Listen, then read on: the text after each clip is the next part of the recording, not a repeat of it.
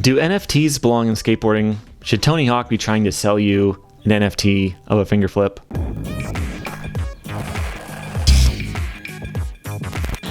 Welcome back to Rad Rat Video, a channel where we talk about skateboarding in all of its different forms and the different issues that pop up in the skateboarding world. I've got a few questions for you today on this series, Ask Rad Rat. The first is from Big Daddy Blue, who just has some quick fire game ranking questions. Favorite Tony Hawk game? Gonna say 2. Least favorite is either Project 8 or Ride, if that counts. Favorite EA Skate game is Skate 3. Least favorite EA Skate game, either Skate It, the Wii or the DS version. You can watch a review of that if you want the full misery, but you would use the Wii controller and you like pop an ollie and then you pop and kick flip. So that's like a hard flip, inward heel flip, you know, and like it was rough. It's a horrible game. But all right, let's get into the next question. This is from JCL Lensman, who says, if a skater needs to get a photo for an ad or something like that, do they have to land it? So the general rule is, yeah, you have to land the trick, but it doesn't have to be the attempt that you filmed or the attempt that the picture being published is of. So if you land the kickflip and like the picture's kind of off, like they timed it weird and there's a better picture of it, you can still use the better picture knowing that you landed it.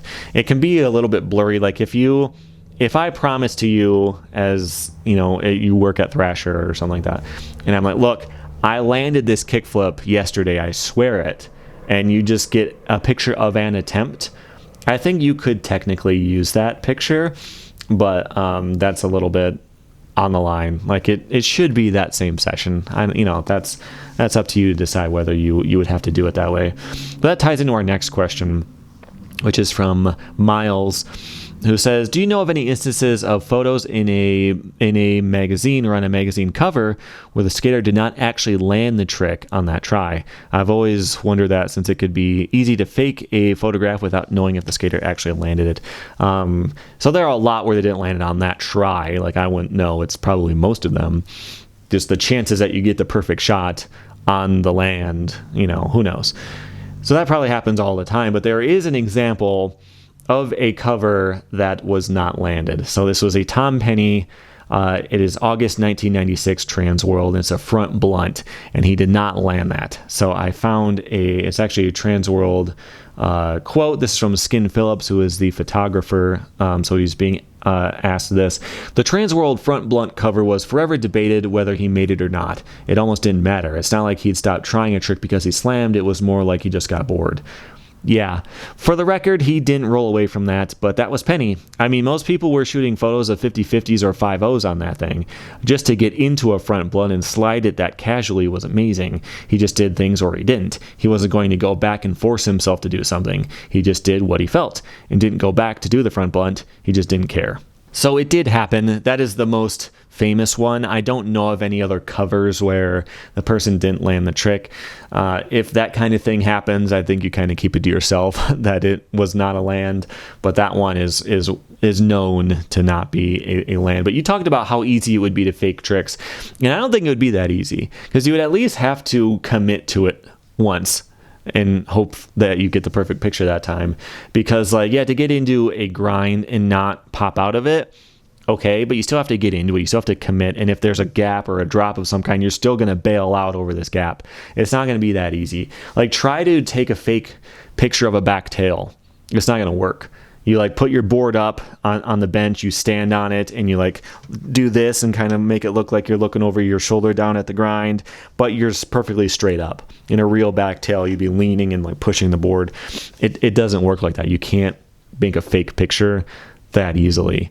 So, you know, if you see a picture on Instagram, you can question it, because why is there not a video? But that was probably a bigger issue back in the day. All right, and now the big one. This is from Paul. He says, what is your opinion on all the NFT stuff that seems to be permeating the skateboarding world? Mike Moe, Tony Hawk, and Christian Hosoi just happen to be a few that are promoting them pretty heavily. On one of the last vert competitions, there was a huge NFT logo in the vert ramp. Why do you think this has been so appealing to some professional skaters? Tony Hawk has this whole retiring tricks NFTs, and every time Mike Moe is on the 9 Club, they spend a good portion of time talking about NFTs. Thanks. Okay, so an NFT is a non-fungible token is what that means. Non-fungible means that they're not all the same. So like if you were to take out a $20 bill, you can trade it for any other $20 bill and they're all worth 20. But an NFT, they're not all worth the same because they're all different. That's just kind of what the name means. But the idea is that you own this digital item and that there is a proof, like a recorded proof that you own it. So you are the exclusive owner of this digital item, which is a very strange thing because I'm sure you've seen some ridiculous stuff in the news and some ridiculous prices where there's a whole series of rocks where it's just like someone in paint drew a rock and they sell for millions. So for a lot of people, this seems like a really ridiculous thing, but it's not too different from like a trading card. So here's a Blastoise Pokemon card from 99. I could, as an NFT, own this art or one duplicate of this art, and it wouldn't be that different from me buying this, except this is a physical thing that I have, and I can sell this, and someone would probably want it. Someone might not want an NFT in 5 years, but time will tell on that. So I wanted to look at the Tony Hawk ones. He has this series of tricks where he is retiring tricks, and you can buy some of these different clips. Let me show you one. All right, this is the finger flip NFT. It does a trick, it rewinds, then it replays, where he becomes the birdhouse skeleton. It's the exact same clip. So there are different tiers. There's like the carbon edition, and there's 1,600 of the carbon ones. They're all exactly the same. I went to 2 of them, I downloaded them. It is the same file. So you and 1,599 other people can own this same clip of Tony Hawk and feel good about it, I guess. And then there's different ones. There's the platinum. There's 1,600 carbon, 950 platinum, 700 of the emerald ones, and 240 sapphire editions. So it's the same trick, but it's just what color the skeleton is. I believe that was the only difference. So you and, about 3,000 other people can own a clip of Tony Hawk doing a finger flip. What do you get out of that? What does it matter? They go for about between $60 and $1,900 on the site. I was clicking through them, seeing how some of them sold. They don't all sell for the same amount. Maybe the first few are the hottest, and then you get an idea for what the price would be, and then they get a little bit lower, and maybe they get higher at the end. It's not always exactly the same what they all sold for. But between $60 and $1,900 for the different types of tiers of which one was the most rare and all that kind of stuff. Now, I was thinking about it for a while. Like, why would you want to co-own a clip of Tony Hawk doing a finger flip? Why is that better than having a physical item like a card? I wanted to give an example. So one of those sold for $1,900, right? For $1,900, you can get an issue of Superman number 11 from 1941. It was a really cool cover of him breaking some chains. It goes for about that same price. And that's a physical item that's old, that's classic, that has collectors going after it. Why would you not buy something like that? Now, for me, I like to buy comics. I don't have one worth about $1,900 to use as an example, but here's like a cool Batman that I bought.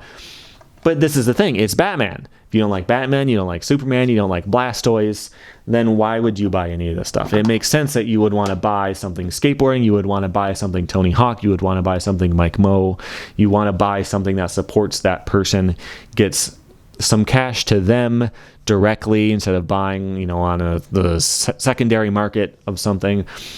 It makes sense in a way to me, but it's not something that I would ever personally want. So the point is, like, if I loved Batman so much that I was going to buy this, the cover artist, Todd McFarlane, did not make a cent off of me buying this. I didn't pay for him to sign it. Somebody else did. He didn't make a cent from this sale. But if I wanted him to, I could maybe find a Todd McFarlane NFT. and then he would make some money. Like I kind of get, as a way to support somebody, you would want to buy something directly from them. They get to benefit directly off of what they did. It's not a secondary market type of thing. You know, like buying a used game does not make any money for the publisher, right? But if it could be sold as an NFT, you know, like that type of thing, it does make sense to be able to directly support people. That said, I can't see myself ever buying one. I just don't get it. It doesn't seem like it makes sense. Like there was a time when having a Kindle, like when they first came out, book sales dropped a lot because people like to read on the Kindles. And there's nothing wrong with that. But I would never have company over to my house and be like, hey, look at my Kindle library. I've got all this stuff. I bought this one directly from the author. He gave me a special token for it to prove that I bought it from him. And on this page, you can see my vintage collection. Like, it's a digital item. It doesn't feel the same. If I had a cool shelf full of books and I said, hey, look at this one. I got this one signed by this author. This was at this event. It was super cool. This one, they only printed 500 of this color before they switched to, you know, and this was an early version of this. And I just really like this series. And I have this physical bookshelf of books versus a digital thing. I feel like people of a certain age, like my age, really want to believe that digital and is the same or better than having like a physical version of something. That was the same thing with art. Like to create art, for me, if I'm going to draw, it's a lot easier to draw something for me with a pencil on paper. But you can get like the tablets and you can draw all kinds of stuff directly on the computer, and that's kind of seen as being equal, if not better, than doing it on paper. But a lot of people have started to realize, like a lot of people I know who work in art, it's just so much easier to do it on paper and like convert it afterward. So I think that there's just such a big difference there. If I could buy something from Tony Hawk, if I'm that big of a fan of Tony Hawk, I would buy an old board of his and have him sign it. If I want to have a Tony Hawk collectible, I could pay him to sign it. If he does some kind of event somewhere, I could pay him to do it so he would get some cash from me, so I would feel like I'm supporting him. I would have a rare, limited thing that is Tony Hawk branded and makes me think about Tony Hawk as I look at it, versus having a digital item that doesn't exist. To me, I just can't make that connection. I get, like, technically it's no different from the stuff I collect, except that it doesn't exist. You know, it's such a strange thing. So why would a skater want to do that? Well, as I said, there were 3,000 of the finger flips, and there are a bunch of different tricks. There's front cabs, and there's like a body varial fakie 5-0 or something like that. There's a bunch of different tricks and plants and all that type of stuff. They sold between, again, $60 and $1,900. He made a ton of money doing that. Why do artists and athletes want to make these? There's a reason. But it's such a strange thing. My friend is a very good, he's like the best, he can draw the best of anybody I know. His art is incredible. And when NFTs first started to blow up, he made some. And he put some of his best art out there, and none of it sold for anything. Like, I don't think he got an offer of a cent on any of it. And it's like really good art. If it's about collecting art, then he would have sold some. But it's about owning a limited thing. It's a strange thing. And you can debate in the comments whether it makes sense to buy any or not. For me, I'm not going to.